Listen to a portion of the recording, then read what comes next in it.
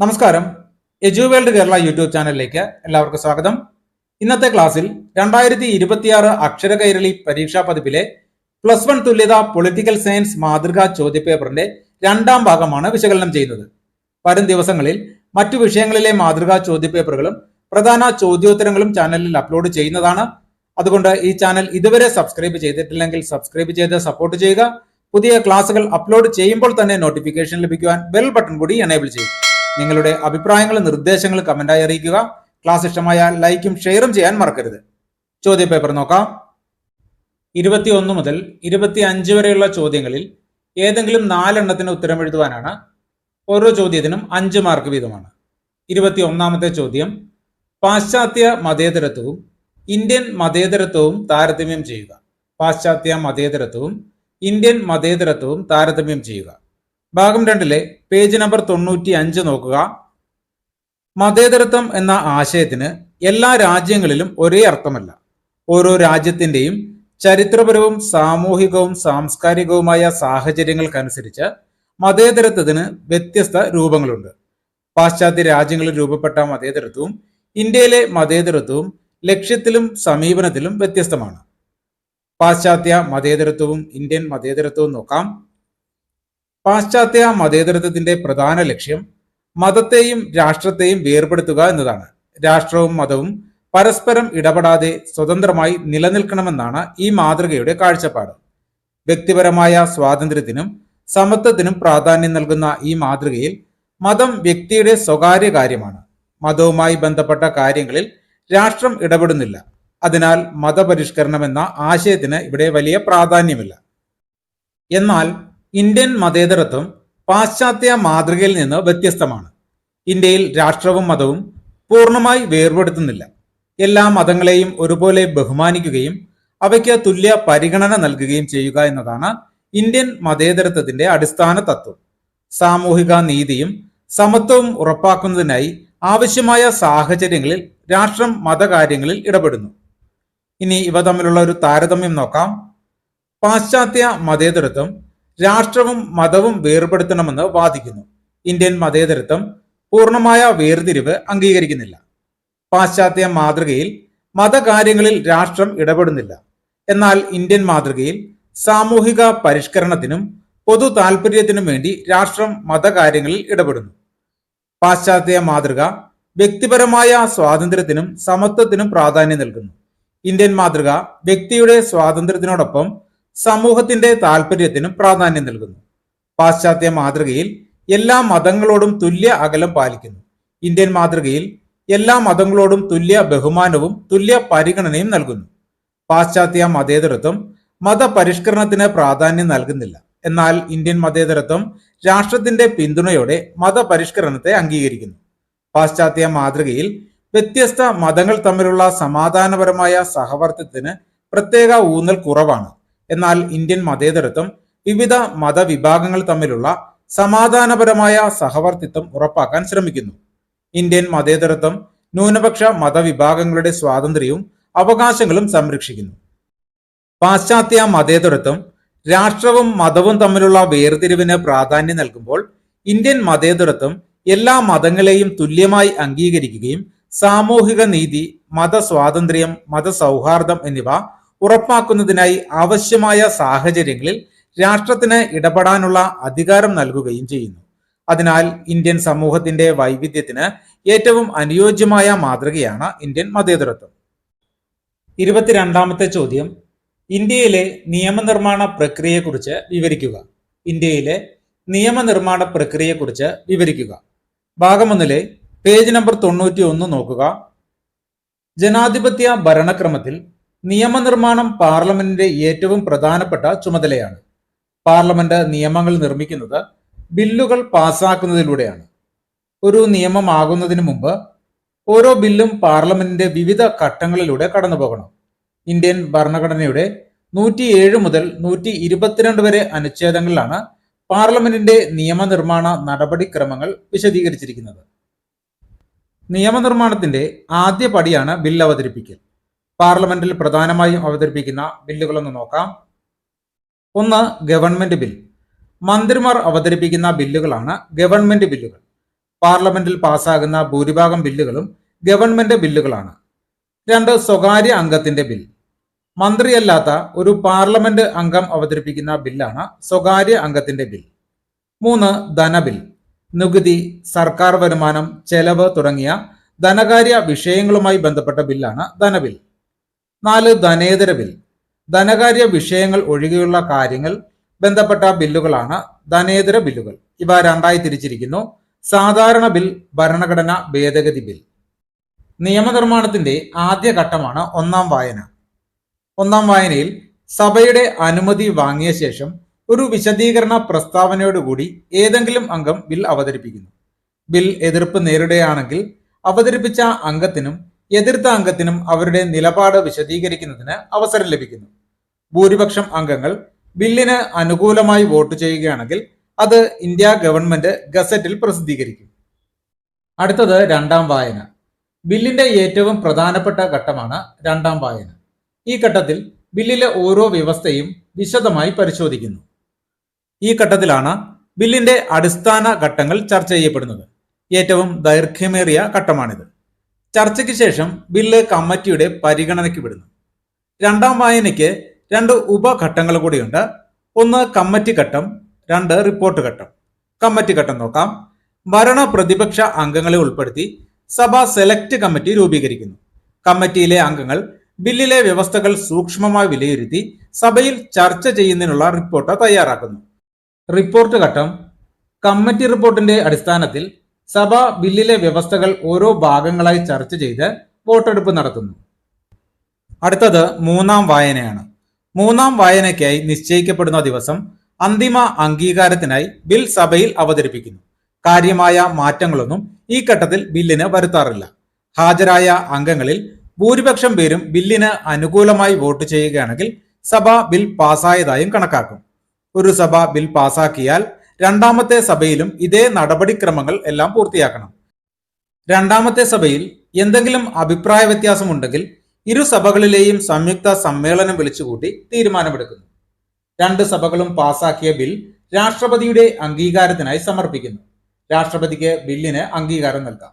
അല്ലെങ്കിൽ ധനകാര്യ ബിൽ ഒഴികെ പുനഃപരിശോധനയ്ക്കായി ബിൽ പാർലമെന്റിലേക്ക് തിരികെ അയക്കാം. പാർലമെന്റ് വീണ്ടും പാസാക്കി അയച്ചാൽ രാഷ്ട്രപതി അംഗീകാരം നൽകേണ്ടതാണ്. രാഷ്ട്രപതിയുടെ അംഗീകാരം ലഭിക്കുന്നതോടെ ബിൽ നിയമമായി മാറുന്നു. ഇന്ത്യയിലെ നിയമനിർമ്മാണ പ്രക്രിയ ജനാധിപത്യത്തിന്റെ അടിസ്ഥാന തത്വങ്ങളെ സംരക്ഷിക്കുന്ന രീതിയിലാണ് ക്രമീകരിച്ചിരിക്കുന്നത്. ബിൽ ഒന്നാം വായന, രണ്ടാം വായന, മൂന്നാം വായന, രണ്ടാമത്തെ സഭയുടെ അംഗീകാരം, രാഷ്ട്രപതിയുടെ അംഗീകാരം എന്നീ ഘട്ടങ്ങളിലൂടെ കടന്നു പോകുമ്പോഴാണ് നിയമമാകുന്നത്. ഇത്തരത്തിലുള്ള വിശദമായ നടപടിക്രമങ്ങൾ നിയമങ്ങൾ സൂക്ഷ്മമായി പരിശോധിക്കപ്പെടുകയും ജനങ്ങളുടെ താൽപ്പര്യങ്ങൾ സംരക്ഷിക്കപ്പെടുകയും ചെയ്യുന്നതിന് സഹായിക്കുന്നു. 23ാമത്തെ ചോദ്യം, സമത്വം വളർത്തുന്നതിനുള്ള ഏതെങ്കിലും 2 മാർഗങ്ങളെക്കുറിച്ച് വിശദീകരിക്കുക. സമത്വം വളർത്തുന്നതിനുള്ള ഏതെങ്കിലും 2 മാർഗങ്ങളെക്കുറിച്ച് വിശദീകരിക്കുക. ഭാഗം 2-ലെ പേജ് നമ്പർ 39 നോക്കുക. സമത്വം എന്നത് എല്ലാവർക്കും തുല്യമായ പരിഗണനയും അവസരങ്ങളും ഉറപ്പാക്കുന്ന ജനാധിപത്യത്തിന്റെ അടിസ്ഥാന മൂല്യമാണ്. എന്നാൽ നിയമപരമായ സമത്വം മാത്രം മതിയാകില്ല.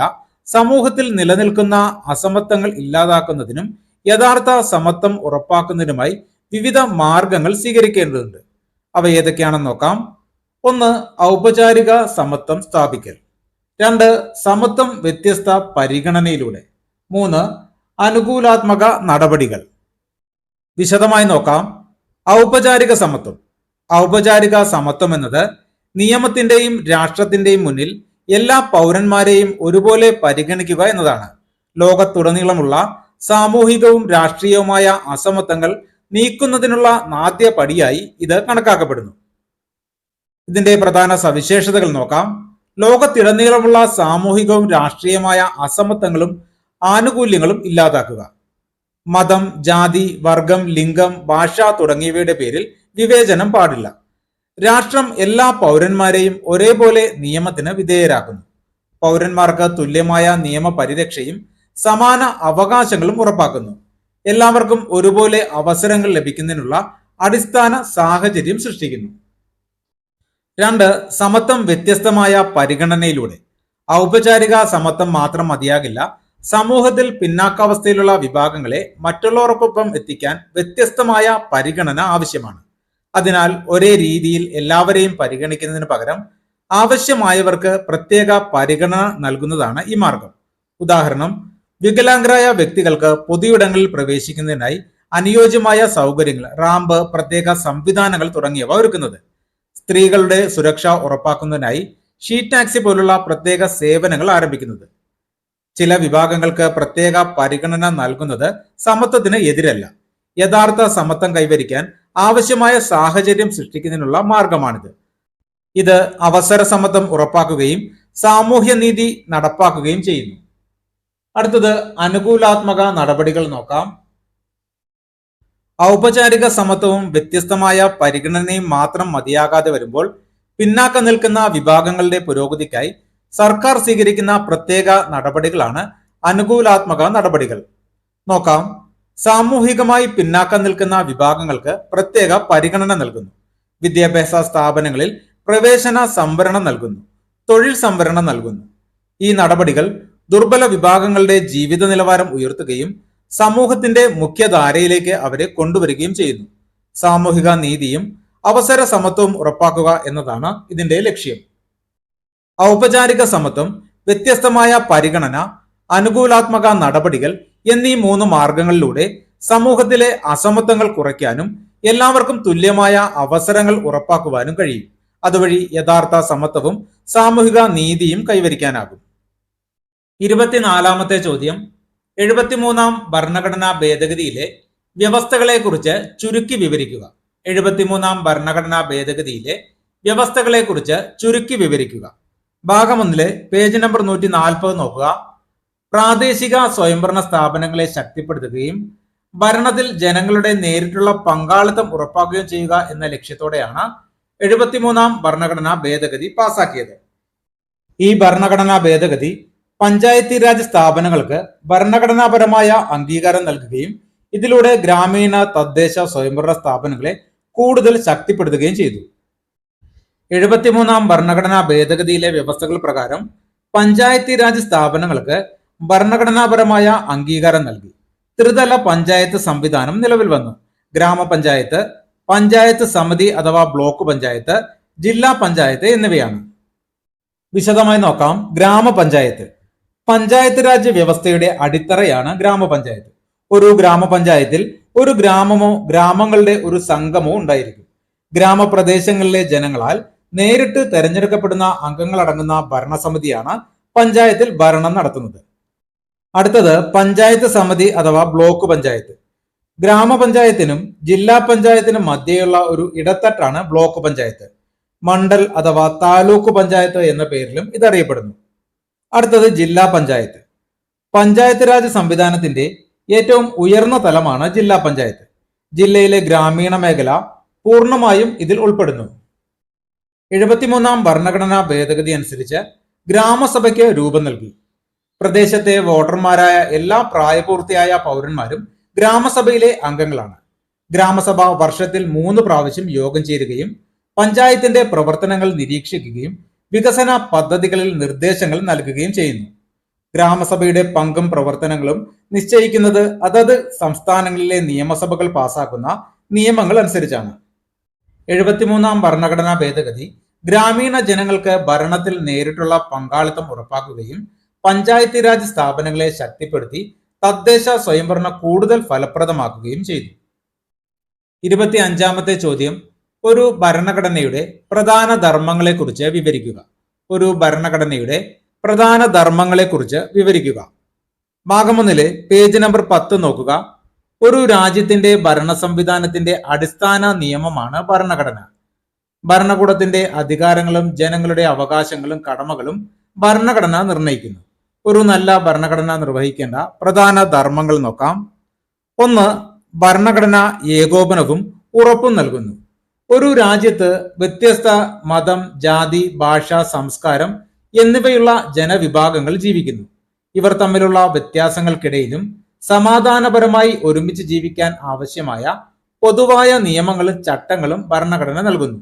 എല്ലാവരും അംഗീകരിക്കുന്ന നിയമങ്ങളുടെ അടിസ്ഥാനത്തിൽ ഭരണഘടന രാജ്യത്ത് ഏകോപനവും ഉറപ്പും നൽകുന്നു. 2. തീരുമാനമെടുക്കാനുള്ള അധികാരം വ്യക്തമാക്കുന്നു. സമൂഹത്തിൽ നിരവധി വിഷയങ്ങളിൽ തീരുമാനങ്ങൾ എടുക്കേണ്ടി വരും. തീരുമാനമെടുക്കാൻ അധികാരം ആർക്കാണ്, എങ്ങനെ തീരുമാനമെടുക്കണം, നിയമം നിർമ്മിക്കുക, നിയമം നടപ്പിലാക്കുക, നിയമം വ്യാഖ്യാനിക്കുക തുടങ്ങിയ കാര്യങ്ങൾ ആരാണ് നിർവഹിക്കേണ്ടത് എന്നതിനെ ഭരണഘടന വ്യക്തമായി നിർവചിക്കുന്നു. ഇങ്ങനെ തീരുമാനമെടുക്കാനുള്ള അധികാരം ക്രമപ്പെടുത്തുന്നതിലൂടെ ഭരണനിർവഹണം സുഗമമാകുന്നു. 3. ഗവൺമെന്റിന്റെ അധികാരങ്ങൾക്ക് പരിധി നിർണ്ണയിക്കൽ. ജനാധിപത്യ രാജ്യങ്ങളിൽ ഭരണഘടന ഗവൺമെന്റിന്റെ അധികാരങ്ങൾക്ക് നിയന്ത്രണങ്ങൾ ഏർപ്പെടുത്തുന്നു. ഗവൺമെന്റിന് ഇഷ്ടമുള്ള രീതിയിൽ അധികാരം ഉപയോഗിക്കാൻ കഴിയില്ല.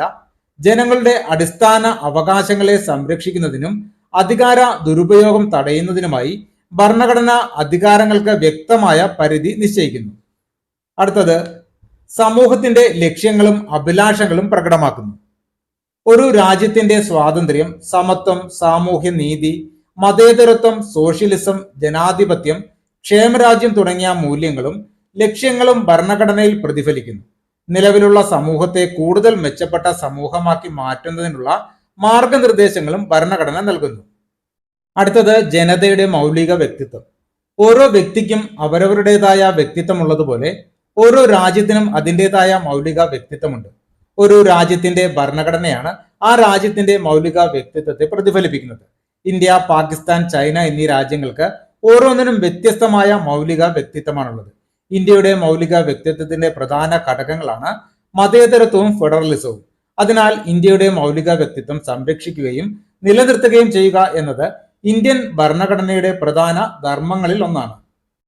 ഇങ്ങനെ ഒരു ഭരണഘടന രാജ്യത്ത് ഏകോപനവും സ്ഥിരതയും ഉറപ്പാക്കുകയും തീരുമാനമെടുക്കുന്നതിനുള്ള അധികാരം നിർണ്ണയിക്കുകയും ഗവൺമെന്റിന്റെ അധികാരങ്ങൾക്ക് പരിധി നിശ്ചയിക്കുകയും സമൂഹത്തിന്റെ ലക്ഷ്യങ്ങളും ജനങ്ങളുടെ ആഗ്രഹങ്ങളും സംരക്ഷിക്കുകയും ചെയ്യുന്ന അടിസ്ഥാന രേഖയാണ്. അതിനാൽ ഒരു ജനാധിപത്യ രാജ്യത്തിന്റെ വിജയകരമായ പ്രവർത്തനത്തിന് ഭരണഘടന അനിവാര്യമാണ്. അടുത്തത് 26 മുതൽ 28 വരെയുള്ള ചോദ്യങ്ങളിൽ ഏതെങ്കിലും രണ്ടെണ്ണത്തിന് ഉത്തരം എഴുതുവാനാണ്. ഓരോ ചോദ്യത്തിനും 8 മാർക്ക് വീതമാണ്. 26ാമത്തെ ചോദ്യം, ഇന്ത്യൻ ഭരണഘടന ഉറപ്പു നൽകിയിട്ടുള്ള മൗലികാവകാശങ്ങളെ കുറിച്ച് വിവരിക്കുക. ഇന്ത്യൻ ഭരണഘടന ഉറപ്പു നൽകിയിട്ടുള്ള മൗലിക അവകാശങ്ങളെ കുറിച്ച് വിവരിക്കുക. ഭാഗം 1 പേജ് നമ്പർ 30 നോക്കുക. ഇന്ത്യൻ ഭരണഘടനയുടെ ഭാഗം 3 ആർട്ടിക്കിൾ 12 മുതൽ 35 വരെയാണ് മൗലികാവകാശങ്ങൾ ഉൾപ്പെടുത്തിയിരിക്കുന്നത്. ജനാധിപത്യം, സ്വാതന്ത്ര്യം, സമത്വം, വ്യക്തിയുടെ അന്തസ്സും വികസനവും ഉറപ്പാക്കുന്നതിനാണ് ഇവ ഭരണഘടനയിൽ ഉൾപ്പെടുത്തിയിരിക്കുന്നത്. കോടതിയിലൂടെ സംരക്ഷണം ലഭിക്കുമെന്നതിനാൽ ഇവയ്ക്ക് പ്രത്യേക പ്രാധാന്യമുണ്ട്.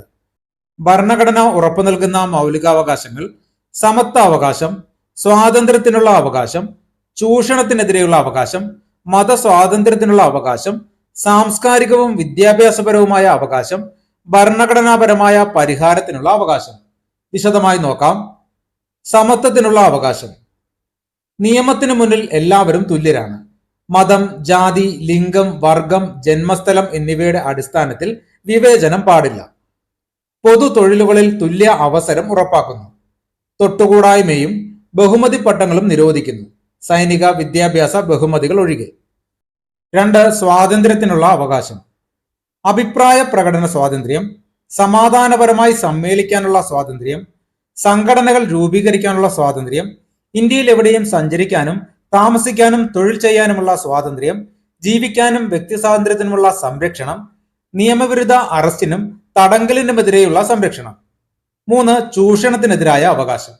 മനുഷ്യക്കടത്ത്, നിർബന്ധിത വേല എന്നിവ നിരോധിക്കുന്നു. 14 വയസ്സിൽ താഴെയുള്ള കുട്ടികളെ അപകടകരമായ ജോലികൾ നിയമിക്കുന്നത് നിരോധിക്കുന്നു. 4 മതസ്വാതന്ത്ര്യത്തിനുള്ള അവകാശം. ഏതു മതവും സ്വീകരിക്കാനും ആചരിക്കുവാനും പ്രചരിപ്പിക്കുവാനുമുള്ള സ്വാതന്ത്ര്യം. മതസ്ഥാപനങ്ങൾ നടത്തുവാനുള്ള അവകാശം. സർക്കാർ വിദ്യാഭ്യാസ സ്ഥാപനങ്ങളിൽ മതബോധനത്തിന് നിയന്ത്രണങ്ങൾ. 5 സാംസ്കാരികവും വിദ്യാഭ്യാസപരവുമായ അവകാശങ്ങൾ. ന്യൂനപക്ഷങ്ങൾക്ക് അവരുടെ ഭാഷയും സംസ്കാരവും സംരക്ഷിക്കുവാനുള്ള അവകാശം.